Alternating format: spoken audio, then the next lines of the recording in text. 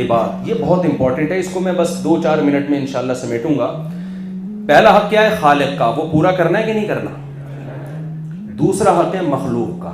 سمجھتے ہیں؟ مخلوق کے حقوق میں اچھا زنا سے بچنا یہ بھی خالق کا حق ہے. انگریز کہتا ہے اگر لڑکا لڑکی دونوں راضی ہیں تو کیا ہے؟ اللہ راضی نہیں ہے جس نے ان دونوں کو بنایا. قرآن کہتا ہے کہ فَمَنِ ابْتَغَىٰ وَرَاءَ ذَلِكَ فَأُولَٰئِكَ هُمُ الْعَادُونَ. آپ کے پاس عورت تک پہنچنے کا نکاح کے علاوہ کوئی راستہ نہیں. میں جو اتنا شادی چیختا ہوں نا, اس لیے نہیں چیختا کہ مجھے کوئی آپ کی شادیوں میں کوئی دلچسپی ہے, اس لیے کہ زنا کو خدا نے کیا کیا ہے؟ حرام.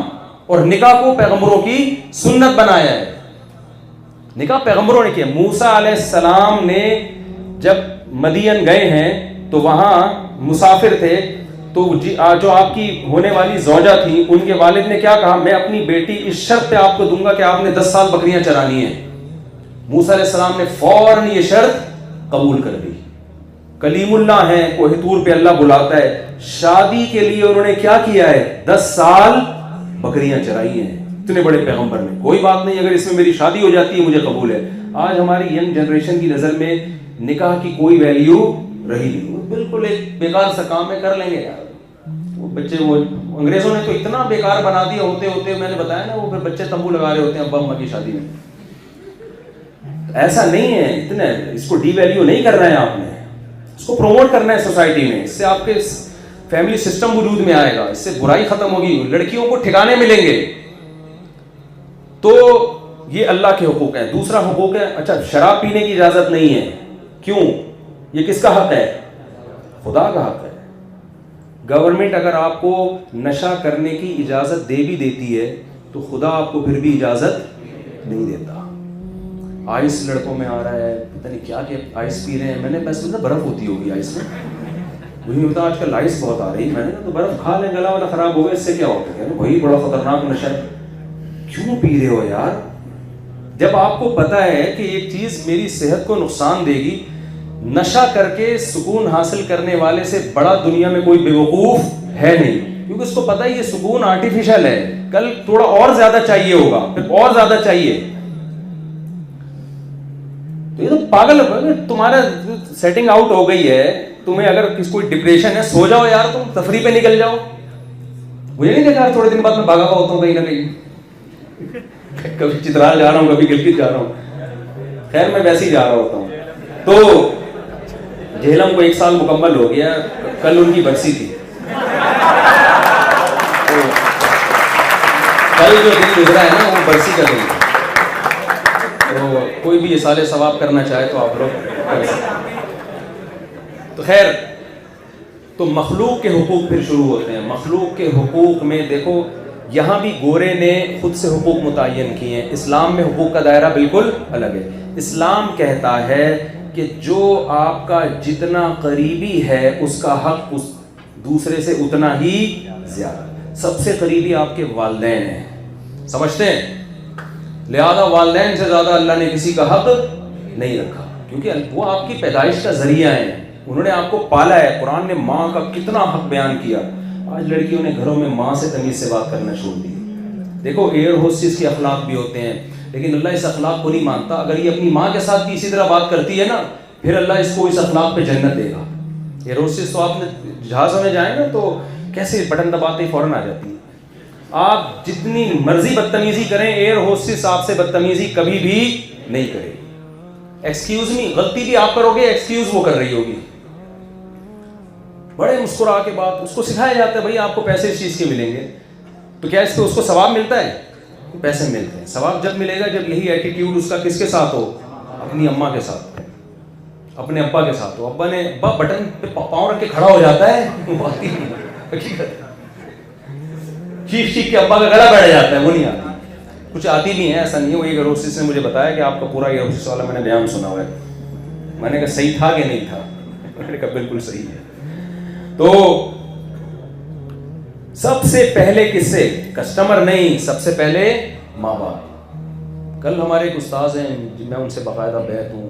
ان کا ایک واقعہ سامنے آیا. ان کی عادت تھی روزانہ اپنے والد کے پاؤں دباتے تھے نا, تو اور والد صاحب جب منع کرتے ہیں نا کہ بس تو پھر اٹھتے تھے. روز ہم کا معمول تھا. ایک دن کیا ہوا, والد صاحب کی آنکھیں نہیں کھلی, رات سے لے کے فجر تک پاؤں دباتے رہے, حالانکہ بہت بڑے عالم ہیں. آج ماں باپ کی یہ خدمت کا جذبہ ہماری سوسائٹی میں ختم. میں یہ نہیں کہہ رہا کہ ماں باپ خدا ہیں, ماں باپ بھی بعض دفعہ ظلم کرتے ہیں, بچوں کو بالکل غلام بنا کے رکھتے ہیں. کچھ ایسے حقوق ہیں جو ماں باپ کے بھی حقوق کا ایک دائرہ رکھا ہے. ماں باپ زبردستی شادی نہیں کرا سکتے بچوں کی. بیٹی کہہ رہی ہے میں نے وہاں کرنی, ابا کہیں گے تو وہاں ہو ہی نہیں سکتی, وہاں ہوگی, تو یہ ابا کی طرف سے کیا ہے, زیادتی ہے. لڑکا کہہ رہا ہے ابا میں نے وہاں کرنی, ابا کہہ رہے نہیں وہاں کیوں کرنی, تو انہیں میری بھتیجی سے کرنی ہے. یہ پھر ابا کی طرف سے زیادتی ہو گئی نا. تو ہم یہ نہیں کہ ماں باپ کے ایسے, ہر چیز کی ایک حد ہے نا. لیکن زیادہ تر آج ماں باپ اولاد پہ ظلم نہیں کر رہے, اولاد کیا کر رہی ہے, وہ بالکل کنٹرول سے باہر ہو گئی. تو بھائی تلاش کرو قدموں میں جنت اپنے والدین کے. حدیث میں آتا ہے نا, 3 غار میں پھنس گئے تھے, پتھر نہیں ہل رہا تھا. ایک نے اللہ سے دعا مانگی, اللہ پوری رات اپنے ماں باپ کے سرہانے میں دودھ کا پیالہ لے کے کھڑا رہا ہوں, تجھے اگر میری یہ نیکی پسند آئی ہے تو اس عذاب سے ہمیں نکال دے. حدیث میں آتا ہے پتھر فوراً غار سے لڑک گیا. تو ان چیزوں کا واسطہ اللہ کو دے انسان. میں نے جتنے اپنی زندگی میں لوگ دیکھے جنہوں نے ماں باپ کی خدمت کی, ہمیشہ انہیں پھلتا پھولتا دیکھا ہے. حدیث کے الفاظ ہیں کہ مفہوم ہے کہ دنیا میں کوئی نیکی ایسی نہیں ہے جس کا لازمی دنیا میں بدلہ ملتا ہو, لیکن والدین کے ساتھ اچھے سلوک کا دنیا میں بھی اس کی برکتیں ملتی ہیں انسان. تو والدین ہیں, پھر جتنا قریبیوں میں بیوی, بچے اور بہن بھائی, ان کے اللہ نے سب سے زیادہ حقوق رکھے ہیں والدین کے بعد. آپ میں سے اگر کوئی میرڈ ہے, ہم نے دیکھا ہے باہر دوستوں میں ہاں ہو ہی گپے لگا رہا ہے, جیسے ہی گھر میں آئے گا بیگم کے سامنے ایسا لگتا ہے چنگیز خان بغداد پہ حملہ کرنے کے لیے آیا ہے. ہمارے نبی صلی اللہ علیہ وسلم برتن میں اس جگہ سے منہ لگا کے پانی پیا کرتے تھے جہاں سے آپ کی زوجہ حضرت عائشہ نے پانی پیا ہوتا تھا. ایک محبت کا اظہار تھا. شادی سے پہلے ایسے اظہار ہی چل رہے ہوتے ہیں, اتنے بڑے بڑے ڈائلاگ, میں یہ کر دوں گا, میں یوں کر دوں گا, میں جی نہیں سکتا, میں مر جاؤں گا, دیکھو میں جا رہا ہوں کھمبے سے لٹکنے کے لیے. میرے پاس فون آتے تھے نا, اب تو میں کم ہی اٹھاتا ہوں. ایک لڑکی نے مجھے کہا کہ میرا بوائے فرینڈ ہے, وہ شادی نہیں کر رہا مجھ سے نا. میں نے کہا چھوڑ دیں, وہ الو بنا رہا ہے آپ کو. جو وفادار ہوتا ہے نا وہ سب سے پہلے کہتا ہے کہ میں اس رشتے کو پراپر, میں نے کہا وہ پراپر ڈاکومنٹس بنوائے گا, وہ صرف نکاح نہیں پڑھوائے گا, وہ نادرا سے کاغذ بھی بنوائے گا, پکا کام ہو. اور اگر وہ گڑبڑ کر رہا ہے نا کہ شادی کر لو یا شادی نہیں کرو, پہلے ڈیٹیں مارتے ہیں, یا یہ کہ وہ ٹھیک ہے نکاح چھپ کے پڑھا لیتے ہیں, ڈاکومنٹ نہیں بن, اس کا مطلب کیا کر رہا ہے, یہ وفادار نہیں ہے, یہ اپنے لیے سیف راستہ بھاگنے کا رکھ رہا ہے اپنے لیے. لیکن ہماری لڑکیوں کو یہ کھوبڑی میں بات سمجھ میں آتی نہیں ہے, ان کا دماغ صحیح کام نہیں کرتا. پھر جب زندگیاں تباہ ہوتی ہیں تو پھر ان کو احساس ہوتا ہے کہ ہو کیا رہا ہے. تو کیا کہہ رہا تھا یار, میں ایک واقعہ سنا رہا تھا, دماغ صحیح نکل گیا. تو خیر ماں باپ کے حقوق ہی ٹھیک ہے, پھر صحیح ہے نا. میں یہ عرض کر رہا تھا کہ اتنا خرچہ, اس سے پہلے اتنے ڈائلاگ, میں یہ کر دوں گا, میں کھمبے سے. ہاں وہ میں واقعہ سنا رہا تھا کہ ایک خاتون نے مجھے کہا کہ ایک بوائے فرینڈ ہے, اور وہ میں اس سے کہہ رہی ہوں کہ اب ہمارے گھر آؤ پیغام لے کے, وہ کر نہیں رہا, پیغام نہیں بھیج رہا نا. تو میں نے اس سے پھر تعلق ختم کیا, تو خودکشیوں کی دھمکیاں دے رہا ہے وہ. یہاں جتنی لڑکیاں بیٹھی ہیں بات سن لیں, جب بھی کوئی ایسی دھمکی دیا کرے نا تو اس سے بولا کریں کہ مجھے کھمبا بھی معلوم ہے, مجھے پتہ ہے کراچی میں زیادہ تر کھمبے اسی قسم کے ہیں کہ جب آپ ان سے گلے ملیں گے تو آپ کھمبے کو چھوڑیں گے, کھمبا آپ کو نہیں چھوڑیں گے. ہمارے آسٹریلیا میں تو ایسا ہے نا کہ ایسے مقام پر جانے کی اجازت نہیں ہے جہاں سے گر سکتے ہیں آپ, باڑیں لگائی ہیں گورنمنٹ نے. ہمارے یہاں الحمدللہ ایسا کوئی سیٹ اپ نہیں ہے. ہمارے یہاں تو آپ ویسے ہی عید مل رہے تھے کھمبے سے, آپ نے کہا اتنے لوگوں سے بولے چلو کھمبے سے بھی مل لیں, تو آپ کھمبے کو چھوڑیں گے. وہ ایک آدمی جو تھا نا, وہ اسے کہیں دریا میں کمبل نظر آیا, کمبل, وہ اصل میں ریچھ تھا. اب اس لیے لالچی آدمی, دریا کی طوفانی موجیں, اس نے کہا یار فری پھوکٹ کا کمبل جا رہا ہے, میں کمبل نکال کے لاتا ہوں. لوگوں نے منع کیا, بھائی تو اتنی طوفانی موجوں میں جائے گا, چھوڑ دے کمبل کو. اس نے کہا نہیں بھائی میں لے کر آؤں گا. اب یہ جب گیا اندر تیرتا ہوا, کمبل کو پکڑا, وہ ریچھ نے پکڑ لیا اس کو. اب یہ کلابازیاں کھا رہا ہے, پیچھے اس کے دوست کہہ رہے ہیں بھائی تو مر جائے گا, تو کمبل کو چھوڑ دے, واپس آ جا. تو کہہ رہے ہیں میں تو کمبل کو چھوڑوں, کمبل مجھے کمبل نہیں چھوڑ رہا, مجھے کمبل نہیں چھوڑنے کے لیے تیار ہے. تو یہی کراچی کے کم, تو کوئی خاتون کو کوئی لڑکا کہے نا میں خودکشی کر لوں گا, آپ اس سے بولیں بھائی الحمدللہ کراچی میں خودکشی کے بہت سارے مواقع ہیں, بارشوں میں کسی بھی کھمبے سے آپ چپک جائیں, اس کو خود بتا دیں کہ یہ زہر وہاں سے ملتا ہی ہو. ان چیزوں سے بالکل متاثر ہونے کی ضرورت, یہ ڈائلاگ بیوقوف بنانے کے لیے ہوتے ہیں. کوئی بھی سنجیدہ آدمی اس قسم کے فضول ڈائلاگ نہیں مارتا, بیکار قسم کے وہ لٹک جائے. اچھا ہم سے پوچھ رہی ہوتی کہ مجھے گناہ تو نہیں ملے گا اگر یہ مر گیا؟ یہ مجھ سے اللہ کی قسم ہمیں گناہ تو نہیں ملے گا.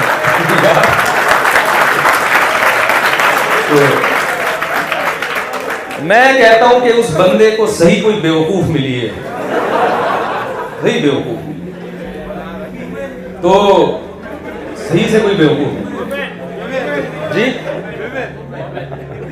خیر, تو اللہ نے حقوق رکھے ہیں والدین کے, پھر بیوی کے حقوق رکھے ہیں, پھر بھائی بہنوں کے حقوق رکھے ہیں. سب سے زیادہ صدقہ و خیرات اپنے رشتہ داروں پر. آج کل بھائی بہنوں کو ہدیہ دینے کا رواج نہیں ہے, دوستوں کو دے رہے ہیں ہدیہ. ٹھیک ہے دیں ان کو بھی, سب سے پہلے حقدار کون ہے؟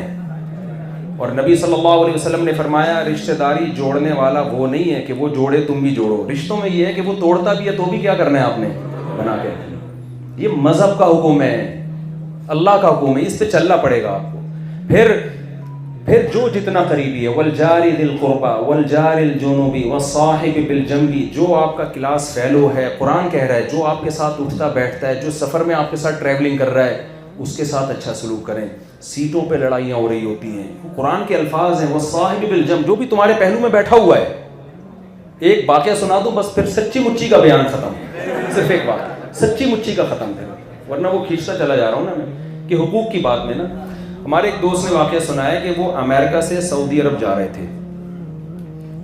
اتنی بڑی داڑھی ان کی, وہ ورلڈ ٹریڈ سینٹر نیا نیا تباہ ہوا تھا, تو ویسی داڑھی والوں میں لوگوں کو ڈر ہوتا ہے کہ بم تو نہیں چھپایا ہوا اس نے.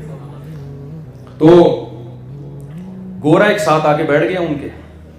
انہوں نے بتایا کہ گورا جو ہے نا وہ ایسے نفرت سے مجھے دیکھ رہا ہے, کیونکہ ورلڈ ٹریڈ سینٹر تباہ ہوا تھا, الزام مسلمانوں پہ ہی آیا تھا کہ یہ دہشت گرد ہیں. کہہ رہا ہے وہ مجھے ایسے گھور گھور کے دیکھ رہا ہے کہ نفرت سے نا کہ پتہ نہیں کس کے ساتھ جگہ مل گئی مجھے. تو کہہ رہے میں نے اس کی ٹرے, جو وہ ایئر ہوسٹس کھانا لے کر آئی, تو میں نے خود اس کے اکرام میں اس کی ٹرے کھینچ دی. پھر میں اس سے پوچھ رہا ہوں کیا پسند کریں گے, کیا کھانا پسند کریں. آپ کو پتہ ہے سعودی سے امریکہ فلائٹ بھی بہت, ٹائم بھی بہت ہوتا ہے. کہہ رہا ہے میں نے اس سے بڑی تمیز سے گپ شپ لگانا شروع, وہ گورے کا خوف تھوڑا ختم ہو گیا کہ یار یہ تو بڑی تمیز سے بات کرتے ہیں. تو اس گورے نے کہا کہ یار مسلمان تو بڑے دہشت گرد سے ہوتے ہیں اور بڑے اکھڑ مزاج ہوتے ہیں, جہنم کے بس فتوے لگاتے رہتے ہیں, یہ بھی جہنم میں وہ بھی جہنم میں. وہ ایک مولوی صاحب کہہ رہے تھے نا کہ 3 آدمی جہنم میں جائیں گے. مولوی صاحب تقریر کر رہے تھے, 3 آدمی, ایک رشوت کھانے والا, ایک سود کھانے والا, تیسرا بھی کہتے ہی تھے کہ ایک بندہ کھڑا ہوتا تھا, مولوی صاحب ایک مسئلہ پوچھ رہے ہیں, کہتا ہے بیٹھ بات مکمل ہونے دے. پھر 3 آدمی جہنم میں جائیں گے, شراب پینے والا, ایک سود کھانے والا. پھر وہ کہتے مولوی صاحب ایک مسئلہ, بھائی تو بیٹھ جا یار ابھی. تو میں ایسا کر رہا تھا 3 آدمی جہنم میں جائیں گے, ایک سود کھانے والا, ایک شراب پینے والا. پھر مولوی صاحب نے کہا تیسرا یہ جائے گا.